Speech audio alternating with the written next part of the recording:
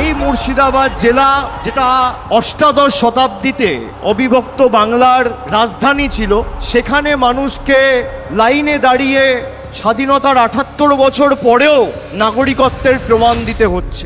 এর জন্য বিজেপি ৩টে এজেন্সিকে এই জেলায় কাজে লাগিয়েছে। যে এজেন্সির দায়িত্বে রয়েছে ৩টে এজেন্ট, অধীর চৌধুরী, হুমায়ুন কবির, আর তার সাথে হাত মিলিয়েছে দিল্লির নির্বাচন কমিশনের ভ্যানিশ কুমার, মানুষের নাম কাটতে।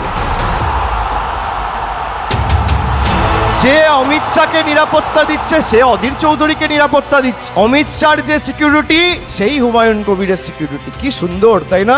বিজেপি একদিকে মন্দির নিয়ে রাজনীতি করে জয় শ্রী রামের নামে ভোট চাইছে, আর একদিকে হুমায়ুন কবির মসজিদের রাজনীতি করে মানুষকে বিভ্রান্ত করে ধর্মের নামে ভোট চাইছে। যারা বাবরি মসজিদ ভেঙেছিল, এই হুমায়ুন কবির তাদের সাথে হাত মিলিয়েছে হুমায়ুনকে সমর্থন করা আর মুর্শিদাবাদ জেলায় খাল কেটে কুমির আনা এক।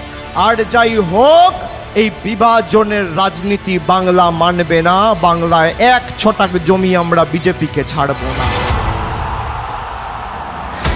যে কুৎসা চক্রান্ত করে সন্দেশখালির ভাবমূর্তি নষ্ট করে গত ২ বছর আগে ৩ মাস ধরে ভারতবর্ষের কাছে বাংলাকে ছোট করা হয়েছিল, সেই গদ্দার বাংলা বিরোধী পরিযায়ী নেতাগুলোর জামানত বাজেয়াপ্ত হবে এই সন্দেশখালির মাটিতে।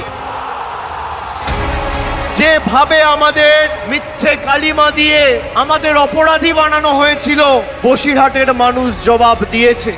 আগামী ৪ তারিখ সবুজ আবির নিয়ে আপনাদের সকলের সাথে আমার কথা হবে, আর আগামী দিন খুব শীঘ্রই দেখা হবে।